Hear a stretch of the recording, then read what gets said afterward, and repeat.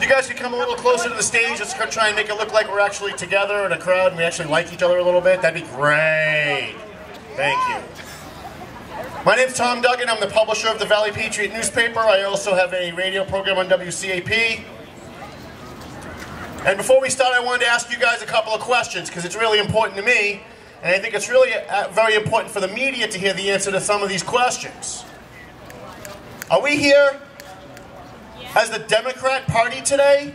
No. Are we here as the Republican Party today? No. Is this a rally for mass citizens for life? No. Is this a rally against gay marriage? No. This is a Tea Party rally, right? I saw a couple of people from the media here. I was kind of hoping that they would hear that message because it seems like every time I put on TV, they talk about the Tea Party rally, the Tea Party in connection to gay marriage and abortion, and I keep looking down at Taxed Enough already and wondering where abortion and gay marriage is in those three words. I don't see them.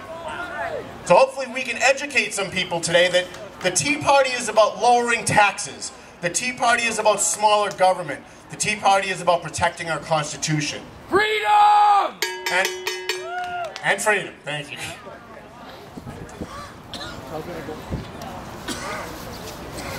The fact is that those of us who are Tea Party members, those of us who are conservatives, these so-called liberals in the media, these so-called liberals in our Democrat Party here in Massachusetts, who bill themselves as open-minded, don't particularly act as though they're open-minded. In fact, they run around talking about how labeling and stereotyping people are bad things. All the while, they're calling us right-wing, Tea Party, extremist, conservatives, and every other label and stereotype that they can come up with. So I think it's important that we put upon the media and the Democrat Party that they need to start walking the walk. And we also need to start using the language of liberals in order to let those people out there who consume the liberal media, to let them know what the Tea Party is really all about. And one of those things that I think everyone here needs to understand is that when the media treats us unfairly, we need to start calling it what it is, in their own language, so that they can understand it, and call it discrimination. Yes. Because that's what it is. When they come after the Tea Party and they malign us, when they lie about us, when they mischaracterize where we stand, when the producers of Law & Order seem to weave into their dialogue of their show almost every week disparaging, misleading comments about the Tea Party, we need to call them out. And we need to say to them, stop discriminating against people who have different views. That's not very liberal. That's not very open-minded. So today I'm hoping that we can truly have some open mind. Are there any liberals here today? Is there anybody here who considers themselves liberal? Classical liberals? Well, that's great, because I'm hoping that you'll listen to today's speakers with an open mind. You'll consider what they have to say. And despite what the media and the producers of Law & Order and the Democrat Party in Massachusetts say about us, that you will listen to what they have to say and you'll make up your own mind. Our first speaker today is Jim Wallace. Jim Wallace has been the executive director of the Gun Owners Action League of Massachusetts. He served his country in the United States Army from 1983 to 1986. Let's have a round of applause for that. Thank you for your service, Jim.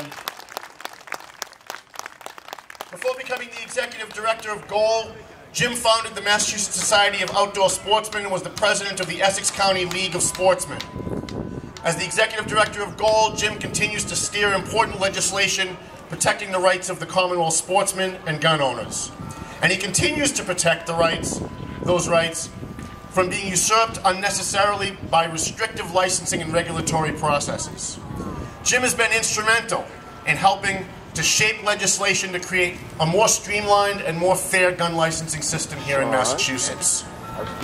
He's fought to protect gun clubs and shooting ranges from costly compliant measures and enabled the sale of competitive target shooting handguns, clarified the law regarding transportation and usage of loaded firearms, and most recently, Jim advocated stopping efforts to restrict handgun sales in the Commonwealth of Massachusetts to 1 gun per month. Jim is a very strong, well-spoken, accomplished, and effective advocate for gun owners, sportsmen, and defenders of the Second Amendment to the Constitution here in Massachusetts. Most importantly, unlike a lot of us who go to Tea Party meetings, listen to speakers, and then go home, Jim actually does stuff. He actually does things. He actually gets involved. He actually becomes active. And because of that, I can't think of a better guy to start off our Boston Tea Party rally today than Gun Owners Action League President Jim Wallace. Oh, you can do better than that. Jim Wallace! Here's that $20 bill I promised you. How's everybody doing today? All right. Well, you can't do any better than that. He's got to hear you out there. Come on, how's everybody doing today? All right, let's get warmed up a little bit. All right? A well-regulated militia being necessary to the security of a free state shall not be infringed. All right, that's what I want to hear.